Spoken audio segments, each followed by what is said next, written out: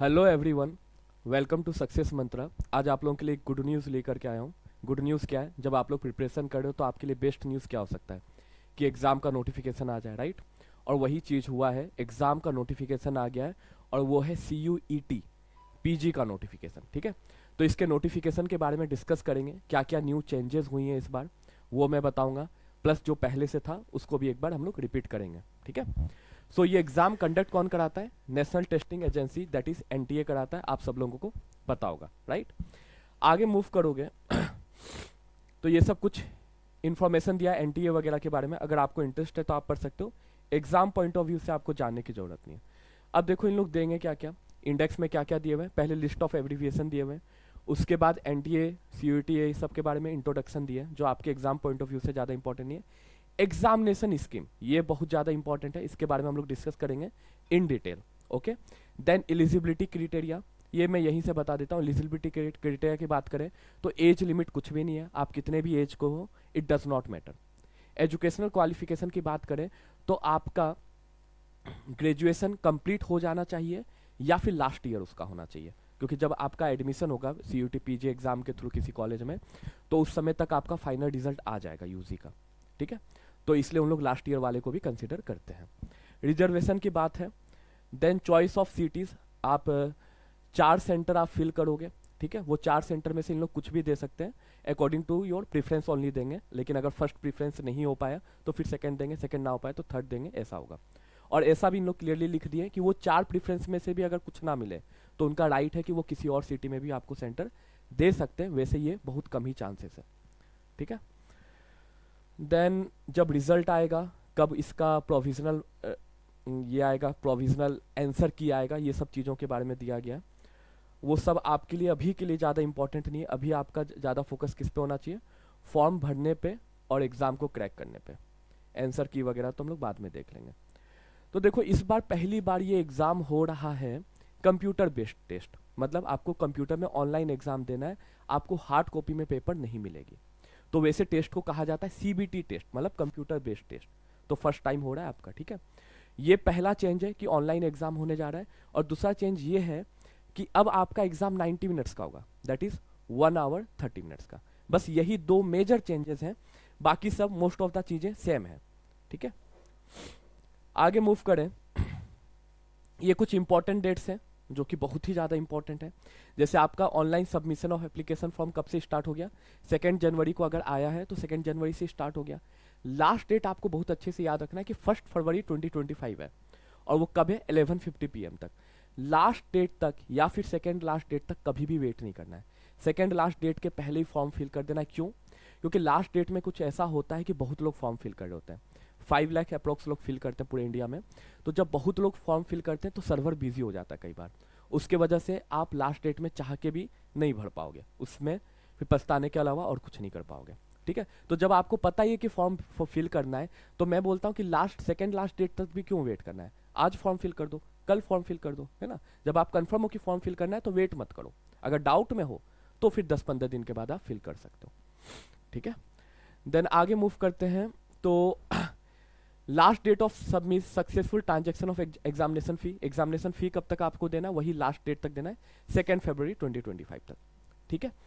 उसके बाद बात करें इंपॉर्टेंट डेट की, तो वो है date of examination. Date of examination क्या है? 13 मार्च और 31 मार्च के बीच में आपका कभी भी एग्जाम पड़ सकता है, और 3 शिफ्ट में एग्जाम होगा। कहीं पे 3 शिफ्ट लिखा हुआ है, कहीं पे 2 to 3 शिफ्ट लिखा हुआ है, तो मोस्टली आप 3 शिफ्ट कंसिडर करो। वो शिफ्ट कब होगा आपका, किस शिफ्ट में एग्जाम होगा, एग्जामिनेशन सेंटर आपको कौन सा दिया जाएगा, वो सब पता चलेगा जब हमारा एडमिट कार्ड आएगा। और एडमिट कार्ड कब आएगा? एग्जाम से 3 to 4 डेज बिफोर आएगा। क्लियर है? आगे मूव करें। तो आंसर की चैलेंज है वो सब मैं बोल चुका हूँ, बाद में ध्यान देना ये सब चीज़ों पे। Duration of exam 90 minutes, that is 1.5 hour, right? आगे मूव करोगे तो ये सब चीज़ें बोल चुका हूँ, 3 शिफ्ट में एग्जाम्स होते हैं, ठीक है? सब इन्फॉर्मेशन आपको कहाँ से मिलेगा? NTA के वेबसाइट से मिल जाएगा। ये जो वेबसाइट आप देख रहे हो यहाँ से मिल जाएगा। वैसे कुछ भी अगर इंपॉर्टेंट इन्फॉर्मेशन आएगा आपके एग्जाम के regarding, definitely we will inform you, ठीक है? हम लोग भी इन्फॉर्म करेंगे, बट हाँ आप इस पे भी अपना फोकस रख सकते हो। देन ये फीस की बात है, फीस आप लोग खुद देख लेना। जनरल का अलग फीस है, OBC EWS ये सब का अलग फीस है। ओके, कोई अगर सेंटर देना चाहता है आउटसाइड इंडिया तो उसके लिए एक्स्ट्रा पे करना होगा। आप लोग में से बहुत कम ही लोग शायद ऐसे होंगे, तो वो देख सकते हो कि कितना एक्स्ट्रा पे करना होगा। अच्छा, फीस सबमिट कैसे करना है? फीस सबमिशन होगा ऑनलाइन मोड में ही, और जितने भी ऑनलाइन मोड होते हैं जैसे कि यूपीआई हो गया, कार्ड से आप पेमेंट करना चाहते हो डेबिट कार्ड से, तो हर एक पेमेंट ऑप्शन आपके पास रहेगा। कोई भी ऐसा पेमेंट ऑप्शन नहीं है जो नहीं है इसमें, तो फीस सबमिट करने में कोई दिक्कत नहीं आएगी। ओके,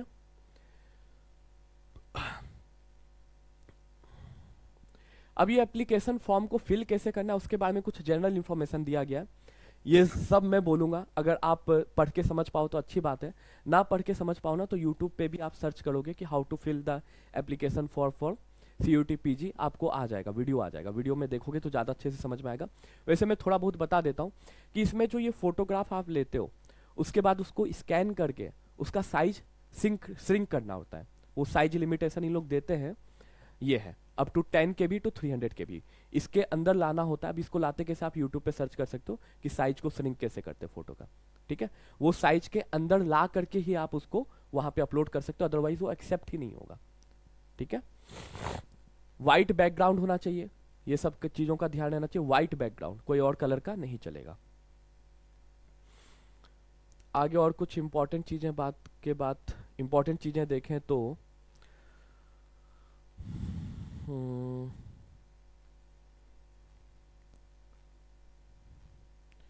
सब प्रोसेस ऑनलाइन रहेगा। एडमिट कार्ड आने का प्रोसेस, फॉर्म फिल करने का प्रोसेस, एग्जाम देने का प्रोसेस, हर एक चीज़ें ऑनलाइन होंगी। यही सब चीज़ें इसमें लिखा गया, कुछ खास इंपॉर्टेंट नहीं है। क्या क्या चीज़ें नहीं अलाउड होंगी एग्जामिनेशन में, ठीक है। ऑफ कोर्स आप कैलकुलेटर नहीं ले जा सकते, मोबाइल फ़ोन नहीं ले जा सकते, वॉच नहीं ले जा सकते, ठीक है। ये सब चीज़ें हैं, ऑब्वियस सी चीज़ें हैं। एडमिट कार्ड में भी वैसे ये सब लिखा हुआ रहेगा कि ये सब चीज़ें आपको नहीं ले जानी है, ठीक है। अब ये NTA के बारे में कुछ इंपॉर्टेंट इन्फॉर्मेशन है, कब से ये स्टार्ट हुआ था, क्यों स्टार्ट हुआ था, है ना। ये सब चीज़ें हैं, आपके एग्जाम पॉइंट ऑफ व्यू से इंपॉर्टेंट नहीं है, आपको पढ़ने का मन है तो बिल्कुल आप पढ़ सकते हो, ठीक है। कुछ ऐसा ही एग्जामिनेशन हॉल आपका भी रहेगा, आगे कंप्यूटर रखा हुआ रहेगा, वहाँ पे बैठ करके आपको एग्जाम देना है, ठीक है।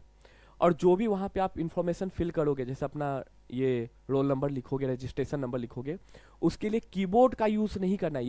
ये कीबोर्ड है रियल कीबोर्ड, इसका यूज़ नहीं करना है। स्क्रीन में वर्चुअल कीबोर्ड आएगा, वो वर्चुअल कीबोर्ड से ही माउस से आपको टच कर करके फिल करना है, ठीक है। और वो सब चीज़ों में कोई दिक्कत नहीं आएगा। If you don't know also, वहाँ पे जो लोग होंगे इन्विजिलेशन के लिए, वो सब आपका डेफिनेटली हेल्प करेंगे।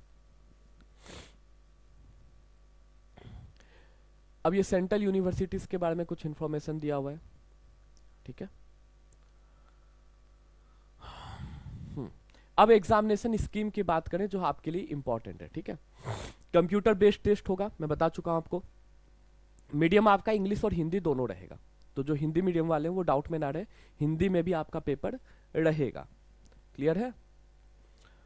उसके बाद सॉरी 4 क्वेश्चन पेपर कोड होगा, उसमें से कोई एक आपको मिलेगा। देन एग्जामिनेशन ड्यूरेशन का मैं बात पहले ही कर चुका हूँ, 90 मिनट से। नंबर ऑफ क्वेश्चंस कितने होंगे, 75 क्वेश्चंस होंगे। अब 75 क्वेश्चंस में कुछ फिक्स नहीं है कि मैथ्स के कितने क्वेश्चन होंगे, रीजनिंग के कितने क्वेश्चन होंगे, वो वेरी करते रहता है। बट इतना समझ लो, कोई भी सब्जेक्ट को आप कम इंपॉर्टेंस या फिर किसी और सब्जेक्ट को आप ज़्यादा इंपॉर्टेंस नहीं दे सकते हो। हर एक सब्जेक्ट करीब करीब इक्वली इंपॉर्टेंट रहेगा। किस सब्जेक्ट से किससे 2-3 क्वेश्चन ज़्यादा आ जाए हमें नहीं पता, तो हर एक सब्जेक्ट को आपको इक्वली इंपॉर्टेंस देना होगा। क्या क्या आएगा आपके जनरल टेस्ट में, जनरल टेस्ट में आ जाएगा आपका मैथ्स आएगा, रीजनिंग आएगा, और मैथ्स में ध्यान देना DI भी आएगा, ठीक है। इजी लेवल का आएगा बट आएगा, तो मैथ्स आएगा, DI आएगा, रीजनिंग आएगा, कंप्यूटर आएगा, GK आएगा, क्लियर है। ये सब चीज़ें आपके एग्जाम में आती हैं। जब आप करेक्ट आंसर करोगे तो आपको 4 मार्क्स मिलेगा, और जब आप इनकरेक्ट आंसर करोगे तो आपको -1 मार्क्स मिलेगा, दैट इज 1 मार्क आपका डिडक्ट हो जाएगा, क्लियर है। तो 1 मार्क डिडक्ट हो जाएगा तुक्का मारने पे, सो तुक्का बिल्कुल भी नहीं मारना है। आंसर अगर आप कंफर्म हो तो ही आंसर करना है, अदरवाइज नहीं करना है, क्लियर है। चलो आगे मूव करें। अब ये सिलेबस के बारे में बात किया गया। देखो शिफ्ट यहाँ पे लिखा है 2 to 3 शिफ्ट, और पहले लिखा था 3 शिफ्ट, तो मोस्टली चांसेस रखो कि 3 शिफ्ट में एग्जाम होगा, ठीक है। अब देख सकते हो जनरल वालों के लिए है COQP11, ये आपका कोड है, ठीक है। इसमें क्या क्या सब्जेक्ट आता है मैं ऑलरेडी आपको बता चुका हूँ। आप किसी और के लिए अगर कर रहे हो तो वो भी आप यहां से देख सकते हो। ये लैंग्वेज के बारे में है।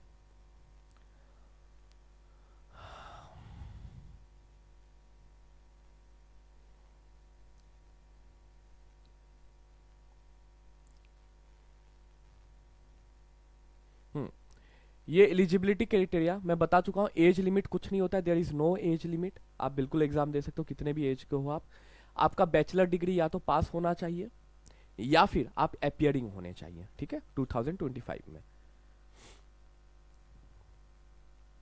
देन आगे मूव करेंगे। रिजर्वेशन के बारे में बात किया गया। ऑफ कोर्स हमें सब पता ही है, हर एक एग्जाम में OBC, general, sorry EWS, SC ST के लिए कुछ रिजर्वेशन रहता है, तो वो सब चीजें इसमें लिखी गई हैं।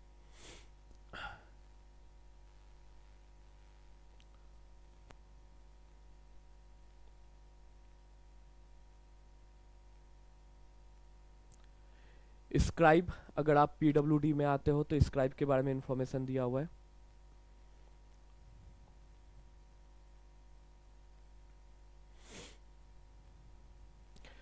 अब ये बात करें चॉइस ऑफ सिटीज, मैं बोला था ना कि आप 4 सिटीज फिल कर सकते हो।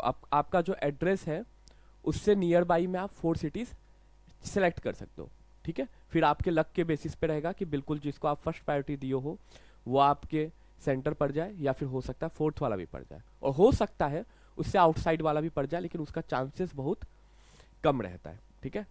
एडमिट कार्ड कब आएगा? तो एडमिट कार्ड एग्जाम के 2-3 दिन पहले आएगा, और एक बार एडमिट कार्ड आ गया उसमें जो सेंटर दिया है, जो टाइम दिया है, उसको आप चेंज नहीं कर सकते हो, भले आपका कितना भी अर्जेंट, कितना भी इमरजेंसी रीजन क्यों ना हो, ठीक है। जो एक बार एनटीए दे दिया वही सेंटर पे और वही एग्जामिनेशन टाइम पे आपको पहुंचना है। एक चीज का और ध्यान रखना, एडमिट कार्ड में जो टाइम दिया हुआ रहेगा एग्जामिनेशन का, वो टाइम पे नहीं पहुंचना है, उसके पहले गेट बंद हो जाएगा। आपको 90 मिनट्स, इसमें लिखा गया कि 90 मिनट्स पहले आपको, दैट इज 1.5 आवर पहले जाके वहां पे वेट करना है, क्योंकि रिपोर्ट पहले ही करना पड़ता है, एडमिट कार्ड चेक होता है, बहुत कुछ चीजें होती है, फॉर्मेलिटीज होती है, वो सब चीजों में टाइम लगता है। इसलिए आप जो टाइम मान लो आपके घर से, आपके सेंटर से घर का डिस्टेंस है हाफ एन आवर का, आपको हाफ एन आवर लेके नहीं चलना है। ट्रैफिक होगा, बारिश होगी, उस समय क्या होगा वी डोंट नो, राइट। कुछ भी ऐसे अनएक्सपेक्टेड रीजंस हो सकते हैं जिसके वजह से आप एग्जामिनेशन सेंटर में आधे घंटे से ज़्यादा लेट से पहुंचो। तो जब मैं तो यही रिकमेंड करूंगा कि अगर आधे घंटे का आपका टाइम है तो आप आधे घंटे नहीं, आप 1 आवर का सोच के जाओ, ठीक है। 1 आवर का सोच के जाओ तो डेफिनेटली आप हाफ एन आवर बिफोर पहुंच जाओगे, ठीक है। सो अगर आप टाइम के पहले पहुंच जाओगे, आराम से एग्जाम दे पाओगे। हड़बड़ी में पहुंचोगे ना, अलाउ कर भी दे तो फिर उस समय क्या होगा, आप मेंटली बहुत थक चुके होगे तो एग्जाम अच्छे से नहीं दे पाओगे, ठीक है। तो 3 शिफ्ट में एग्जाम होगा, वो बाद में बता दिया जाएगा एडमिट कार्ड में कि कौन से शिफ्ट में आपका एग्जाम है। 1 hour 30 minutes, that is total 90 minutes का एग्जामिनेशन होगा, ठीक है। ये इंपॉर्टेंट इंस्ट्रक्शंस है, यही इसमें यह लिखा हुआ है कि 90 minutes before the commencement of the examination आपको पहुंचना है, ठीक है। एडमिट कार्ड में वैसे ये टाइम लिखा हुआ होना चाहिए। और आपको एडमिट कार्ड के साथ साथ एक आईडी प्रूफ लेके जाना है, ठीक है, जिसमें आपका फोटो होना चाहिए। जैसे आप आधार कार्ड ले सकते हो, आप अपना पैन कार्ड ले जा सकते हो, ठीक है। ये है कि आपका एडमिट कार्ड में जो सेंटर दिया हुआ रहेगा, जो टाइमिंग दिया हुआ रहेगा वही रहेगा, उसको आप चेंज नहीं करा सकते हो, क्लियर। रफ वर्क के लिए आपको दिया हुआ रहेगा, रफ सीट देंगे, उसमें कोई दिक्कत नहीं है, जितने सीट आप लोग मांगोगे उतना एक्स्ट्रा भी देंगे। ऐसा नहीं है कि स्टार्टिंग में जितने सीट दिए उसी में आपको मैनेज करके करना है, ठीक है। ये अगर आप चीटिंग किए तो क्या क्या चीज़ें हो सकती हैं उसके रिगार्डिंग रूल्स लिखे हुए हैं। ऑफकोर्स आप चीटिंग नहीं करोगे, इतना आप समझदार हो, तो we don't need to read this, okay.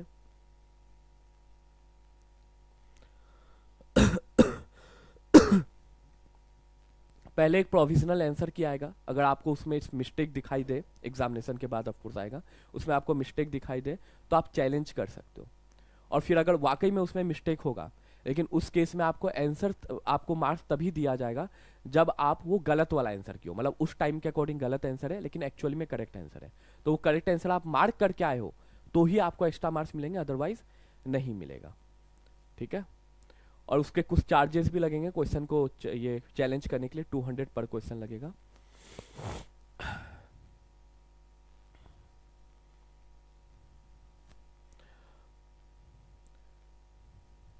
Okay, admissions वगैरह के बारे में अभी हम लोग डिस्कस नहीं करेंगे, ठीक है।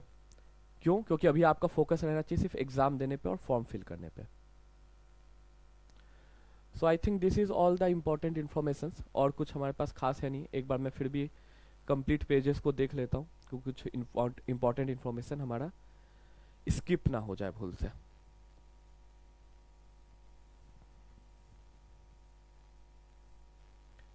ओके, ये सेंटर है। सेंटर आप देख सकते हो।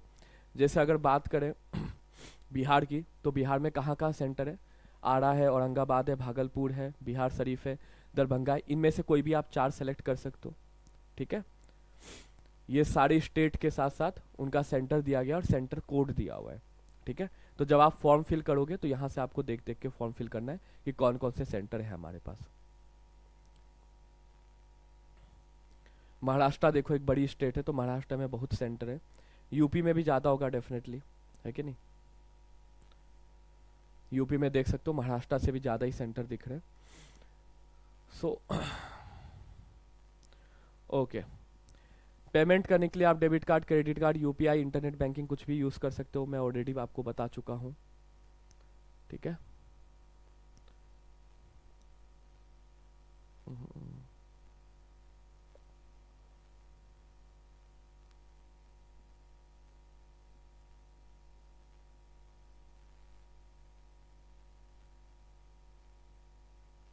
ये देखो, जब आप फॉर्म फिल करोगे तो कुछ इस तरीके से लॉगिन का इंटरफेस आएगा। ये है जब एग्जाम आप पहली बार ऑनलाइन देने जा रहे हो, इसलिए मैं बता देता हूँ कि जब आप अटेम्प्ट नहीं करोगे किसी क्वेश्चन को तो व्हाइट कलर में दिखाई देगा।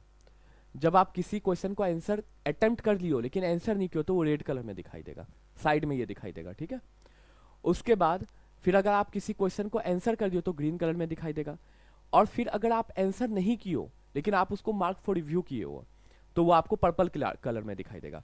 और आंसर भी कर दियो, मार्क फॉर रिव्यू भी कर दियो तो फिर आप पर्पल कलर के साथ ये सिंबल आपको दिखाई देगा।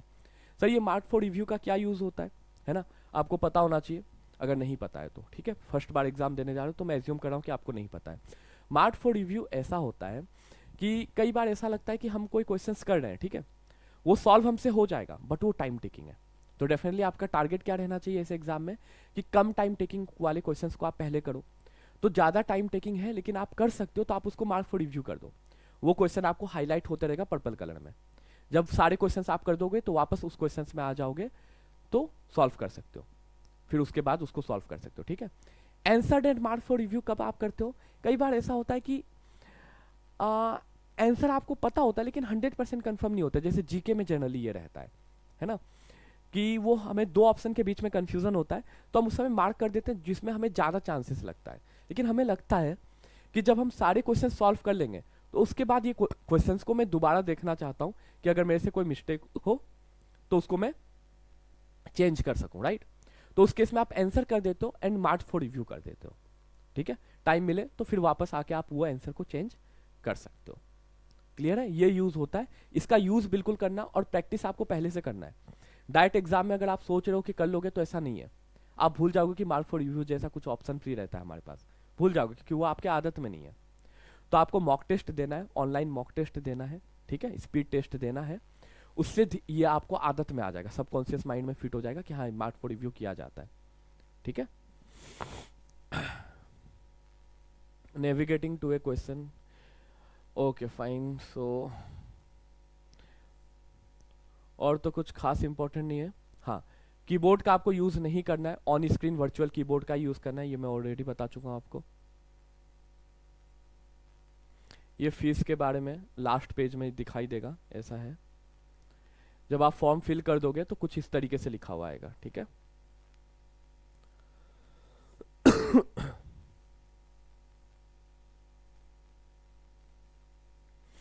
फॉर्म फिल करना बहुत डिफिकल्ट नहीं है। फोटो का साइज वगैरह कैसे डिक्रीज करना है वो आप बस देख लेना, बाकी सब चीज़ें आप कर लोगे, कोई वैसा डिफिकल्ट चीज़ नहीं है, ठीक है। तो दिस वाज इट, जितने भी इंपॉर्टेंट पॉइंट्स थे सब मैं बता चुका हूँ, ठीक है। फिर भी अगर आपको कोई डाउट हो तो आप सक्सेस मंत्रा को कॉल भी कर सकते हो, आप आके विजिट भी कर सकते हो। अगर आपको एडमिशन लेना है यहाँ पे क्रैश कोर्स में एडमिशन लेना है, क्योंकि बिलीव में ये जो एग्ज़ाम है ना बहुत हाई लेवल के क्वेश्चंस नहीं आते, इजी लेवल के क्वेश्चंस आते हैं। सो आप कम टाइम में 1 to 2 मंथ्स में इसका प्रिपरेशन करके क्रैक कर सकते हो। ठीक है, डेफिनेटली जो पहले से प्रिपरेशन कर रहे हैं वो एक लीड में रहेंगे, लेकिन ऐसा नहीं है कि आप अभी से प्रिपरेशन अगर करना शुरू करोगे तो आपका सिलेक्शन नहीं होगा, बिल्कुल सिलेक्शन होगा। ठीक है, अगर सीरियसली अभी से भी प्रिपरेशन करोगे, क्योंकि पेपर का लेवल ज़्यादा हाई नहीं होता है। ठीक है, और कुछ डाउट हो तो आप कमेंट भी कर सकते हो, बिल्कुल कर सकते हो। वीडियो अगर पसंद आए तो लाइक भी करो, चैनल को सब्सक्राइब करो, है ना। तो मिलते हैं हम लोग नेक्स्ट वीडियो में। उसमें मैं कुछ CUET के कुछ इंपॉर्टेंट टॉपिक्स का आप लोगों को बताऊंगा कि क्वेश्चंस कैसे सॉल्व करते हैं। ठीक है, थैंक यू एवरीवन।